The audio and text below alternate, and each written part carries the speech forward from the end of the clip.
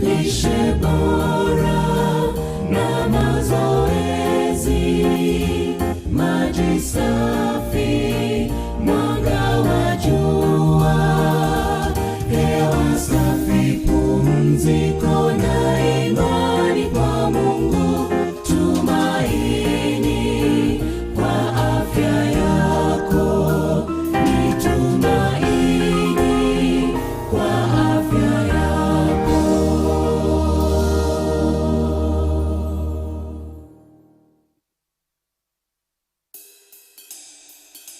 Lishe bora na mazoezi, maji safi, mwanga wa jua, hewa safi, pumziko na imani kwa Mungu, tumaini kwa afya yako, ni tumaini kwa afya yako.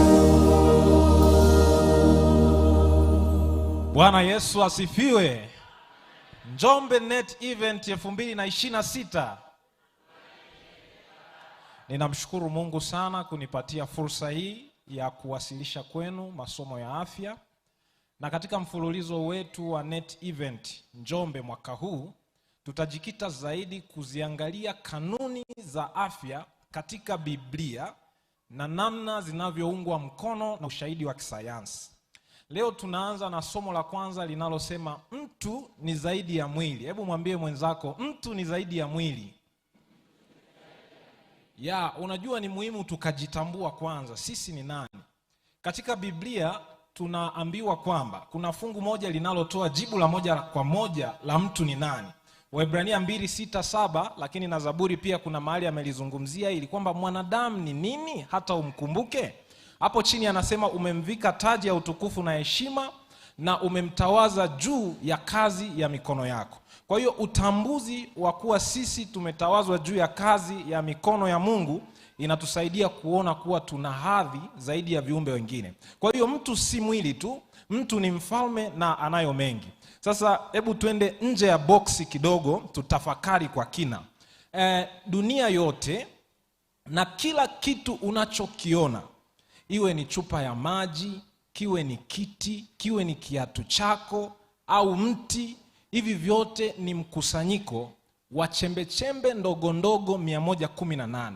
Zinaweza zikatokea zikiwa 2 ama zikiwa 3 ama zikiwa 4 kwa mchanganyiko mbalimbali. 92 zinapatikana katika mazingira ya asili, lakini 26 zimetengenezwa maabara na zinaleta jumla ya hizo chembechembe 118. Sasa jambo la ajabu ni kwamba wanasayansi walipotafiti kuangalia muundo wa hizi chembechembe ndogo ndogo ambazo ndizo msingi wa kila kitu unachokiona duniani, waliona chembechembe hizi zimegawanyika katika makundi 7 tu na hakuna zaidi ya hilo. Ukiangalia mchoro wake, chembechembe zilizo katika kundi la kwanza zina mzunguko mmoja. Alafu zilizo katika kundi la pili lina mizunguko miwili. Pale katikati kuna kitu kinaitwa nucleus. Na hiyo mizunguko huwa inabeba vidude vingine vinaitwa electron. Hivyo vidude ndivyo vinavyoamua tabia ya kila kitu unachokiona, hata kama ni rangi, uwezo wa kufanya muunganiko wa kikemikali, ni kutokana na hivyo vidude sasa vidogo vidogo vinavyokuwa vimepangiliwa kwenye hizo ring. Sasa mimi nilipotafakari kuona kwamba tuna chembechembe zilizo katika muundo wa vitu 7 na nyingine zinatofautiana kwa sababu ya namba ya vitu vidogo vidogo, nikashangaa, nikaona uumbaji wa Mungu. Mimi ni Mwadventista msabato na ninaelewa sisi ni watu tunaoamini sana katika sabato. Lakini nimekuja kugundua huwa tunashikilia sana ile sabato ya siku ya 7. Lakini kumbe ule ni muhuri wa Mungu katika wakati. Lakini ukizama ndani kwenye sayansi, unauona muhuri wa Mungu hata katika chembechembe ndogo zinazounda kila kitu kinachofanya ulimwengu. Sasa tuingie kwa mtu. Mtu ameundwa na chembechembe hizo 25 tu. Kati ya chembechembe hizo 118, mwili wa mtu unazo chembechembe 25.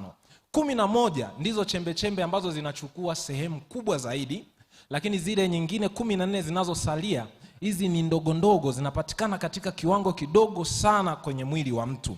Na sasa hizi chembe chembe zinapatikana wapi? Hizi chembe chembe zote zinapatikana ardhini. Bwana Yesu asifiwe. Hizi chembe chembe zote zinapatikana ardhini. Sasa kinachotokea ni nini? Miti ndivyo viwanda ambavyo vinatengeneza matofali yanayotokana na mkusanyiko wa chembe chembe ndogo ili ziweze kutumika kujenga mwili wa mwanadamu. Kwa hiyo miti inakusanya carbon, inakusanya nitrogen, inakusanya oxygen na inatengeneza mkusanyiko wa chembe chembe ambao ndio sasa tukija kwenye chakula tunaita protein, tunaita carbohydrate, tunaita fat. Sasa hizi zinapoingia kwenye mwili wa mtu tumboni mwa mama, hizi ndizo zinazoenda. Sasa kazi ya mama ni kuanza kuorganize zile tissue, organ, kwamba moyo uende wapi, kupitia taarifa zilizohifadhiwa kwenye mbegu zile ambazo zinapokutana zinatengeneza mtu. Kwa hiyo zile mbegu kazi yake ni kutupatia script ambayo itaongoza mkusanyiko wa hizi chembe chembe ndogo ndogo ndani ya tumbo la mama ili mtoto afanyike. Na hizi zote zinatoka ardhini. Kwa hiyo si Adamu tu aliyeumbwa na udongo, hata sisi tuliokaa hapa tumetoka kwenye udongo. Sasa sayansi inauelezeaje mwili? Sayansi inauelezea mwili kama umbo la nje tu la kiumbe linaloonekana, ambalo linaundwa na viungo mbalimbali, linalomsaidia kiumbe kuishi na kuingiliana na ulimwengu unaoonekana. Katika ulimwengu unaoonekana ndipo kiumbe au mwili wa kiumbe hupata mahitaji ya msingi yanayowezesha kuishi pamoja na hifadhi. Mahitaji haya ni kama hewa, chakula, maji, mwanga na kadhalika. Kwa mujibu wa sayansi, ukosefu wa mahitaji haya hupelekea mwili kufa, na mwili unapokufa uhai wa mwanadamu ukoma. Sasa hebu jiulize wewe mwenyewe, ikiwa haya mahitaji ndiyo pekee yanayoweza kutegemeza uhai wa mwanadamu, kwa nini watu wanakufa wakati kuna mitungi ya oksijeni mingi hospitali? Kwa nini watu wanakufa wakati chakula kipo tele? Kumbe tunakuja kujua kwamba tunahitaji majibu kutoka chanzo cha daraja la juu kuliko sayansi ya mwanadamu. Na hapa ndipo tunaingia kwenye Biblia, ambapo Biblia inatuambia kwamba maisha ni zaidi ya chakula na mwili ni zaidi ya mavazi. Bwana Yesu asifiwe. Kwa hiyo ili uweze kuwa na uwezo wa kuenenda vizuri katika mwili, lazima ujue hicho ambacho ni zaidi ya chakula na ni zaidi ya mavazi ya mwili. Na Biblia inatuambia Wakorintho wa kwanza 15:47 kwamba mtu wa kwanza aliumbwa kwa udongo kutoka ardhini. Sasa hapa kuna siri kubwa sana. Kati ya nadharia zote zinazoendelezea chimbuko la mwanadamu, hakuna nadharia hata moja ambayo ina ushahidi wa kujitosheleza kisayansi isipokuwa nadharia ya kwamba mtu aliumbwa kwa udongo. Kwa sababu mwili wa mwanadamu ulipopelekwa maabara, ulipochunguzwa, ikaonekana kila chembe chembe inayounda mwili wa mwanadamu inatoka ardhini kama tulivyoona hapo mwanzo. Lakini hii inafichwa ili kupunguza uwezekano wa watu kuiamini Biblia. Sasa ndiyo maana zikaletwa dhana za uibukaji na zikaletwa dhana za mlipuko. Na nilipochunguza, kwa sababu katika sayansi tumekuwa tukisoma na historia pia ya sayansi, ninatambua mchango wa watawa fulani wa kanisa la Katoliki katika mageuzi kwenye biolojia. Kwa mfano, Father Gregory Mendel, huyu ndiye baba wa genetic duniani. Alikuwa ni Catholic priest, alikuwa ni padri. Lakini yule aliyeleta dhana ya kwamba ulimwengu umetokana na mlipuko, Big Bang Theory, naye alikuwa ni padri pia, alikuwa ni kiongozi wa dini, na baadaye alipewa Nobel Prize na akafanywa kuwa mkuu wa chuo cha kisayansi cha Vatican. Hiyo unaweza ukagoogle tu, information ziko wazi. Anaitwa the father of Big Bang Theory. Utamwona anaitwa George Lemaitre. Alikuwa ni mwanasayansi maarufu sana nyakati za miaka 1920 na kitu. Lakini sio huyo tu. Huyu aliyeleta nadharia ya evolution ama uibukaji alikuwa ni Charles Darwin. Ukifuatilia historia yake, mwanzoni wanaeleza kana kwamba huyu mtu hakuwa anaamini sana kuhusu Mungu. Lakini fuatilia mwisho wa maisha ya Charles Darwin. Pamoja na kwamba hakuikana nadharia yake na hakuongoka ili awe muamini wa Ukristo, Charles Darwin amezikwa kanisani. Huko mpaka hapo Google burial kwamba Charles Darwin alizikwa wapi. Amezikwa kanisani, na kanisa ambalo lilimpokea na kumzika wanamuita ni 1.5 mtu. Kwa hiyo unaweza ukaona kumbe hata machafuko katika ulimwengu wa sayansi yanayowafanya watu watoke kwenye imani kwa Mungu, chimbuko lake ni moja. Nadhani Waadventista mnajua sana kuhusu hiyo machafuko. Sasa tuendelee. Mwili wa Adam ulipokamilika kuumbwa, oksijeni ilikuwepo, lakini haikuweza kumfanya hawe hai. Ni mpaka Mungu alipofanya kitu fulani. Mungu alipulizia pumzi ambayo ilimpa uzima. Sasa Biblia inatofautisha pumzi na uzima, na inatuelezea hapo kwamba Mungu aliyeufanya ulimwengu na vitu vyote katika Matendo 17, yeye kwa kuwa ni Bwana wa mbingu na nchi, kwa kuwa yeye ni Bwana wa mbingu na nchi, hakai katika hekalu zilizojengwa kwa mikono, wala hatumikiwi kwa mikono ya wanadamu kana kwamba anahitaji kitu chochote, kwa maana ndiye anayewapa wote uzima na pumzi na vitu vyote. Kwa hiyo huu ndio msingi wa kanuni zote za afya, kwamba chakula hakitoshi, mazoezi hayatoshi, lakini tukianza kutambua kwamba sisi tunatoka kwa Mungu na tumeumbwa na Mungu, hiyo inatusaidia. Tunapofanya mazoezi tutafanya kwa utukufu wa Mungu, tunapokula chakula tutakula kwa utukufu wa Mungu. Sasa hapa napo nikapata swali lingine, kama Mungu hakai katika hekalu zilizojengwa kwa mikono ya watu, yeye anakaa katika hekalu gani? Nikatafakari nikajua bila shaka hili litakuwa ni hekalu ambalo amelifanya yeye mwenyewe kwa mikono yake. Na Biblia inatuambia, hamjui ya kuwa mwili wenu ni hekalu la nani? La Roho Mtakatifu aliye ndani yenu, mliyepewa na nani? Na Mungu, na wala ninyi si mali yenu wenyewe. Ukiona fungu limerudiwa kwenye Biblia, ujue hili jambo ni la msingi na linasisitizwa ili mwanadamu akumbuke. Petro wa kwanza 2:5 anasema, ninyi nanyi kama mawe yaliyo hai mmejengwa na nani? Na Mungu. Bwana Yesu asifiwe. Ili muwe nyumba ya Roho. Kwa hiyo ninaposema mtu ni zaidi ya mwili, hapa ndipo ninakuja kwenye kiini cha somo langu, kwamba mtu ni nyumba ya Roho. Bwana Yesu asifiwe. Kwa hiyo sharti upatane na Roho Mtakatifu ili uweze kuishi katika maisha yenye afya bora.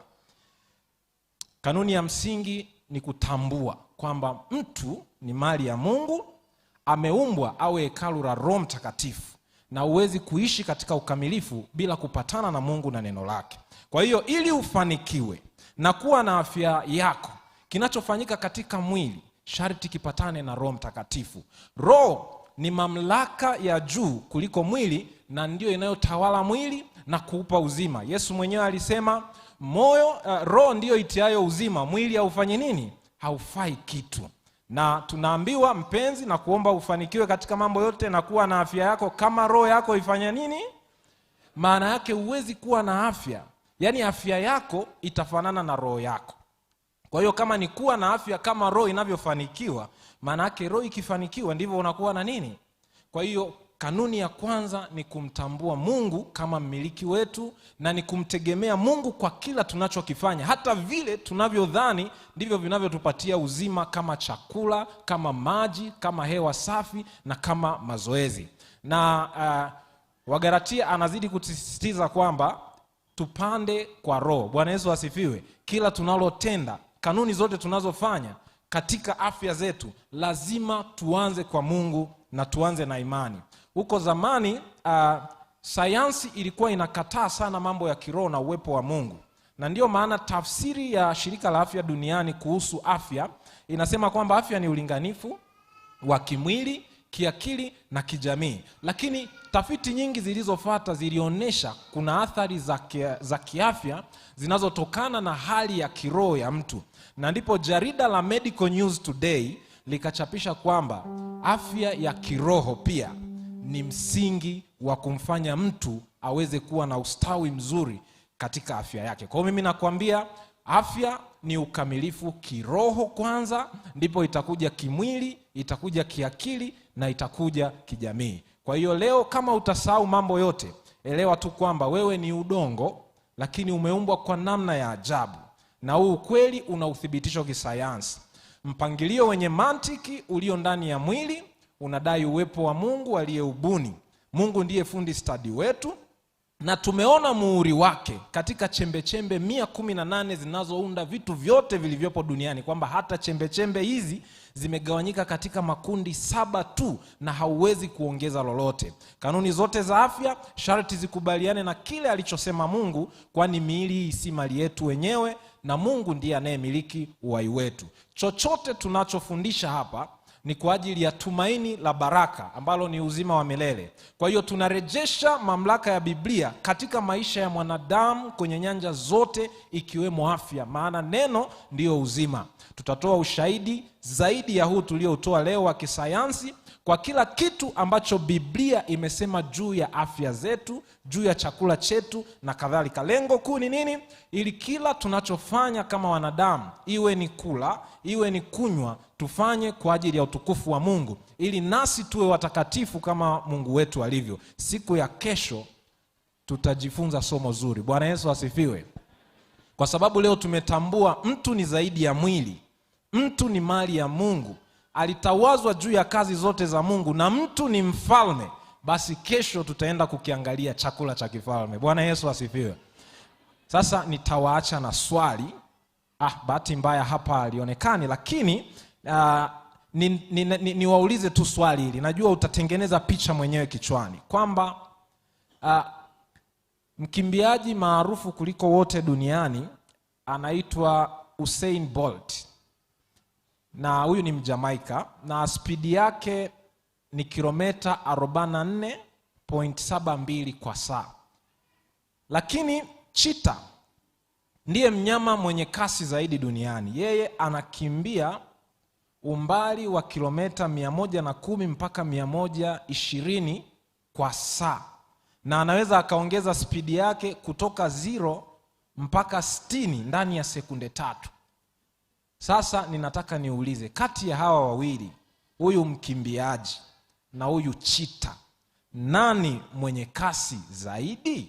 Usikose kesho, tutapata jibu nani ana kasi zaidi. Mungu awabariki sana.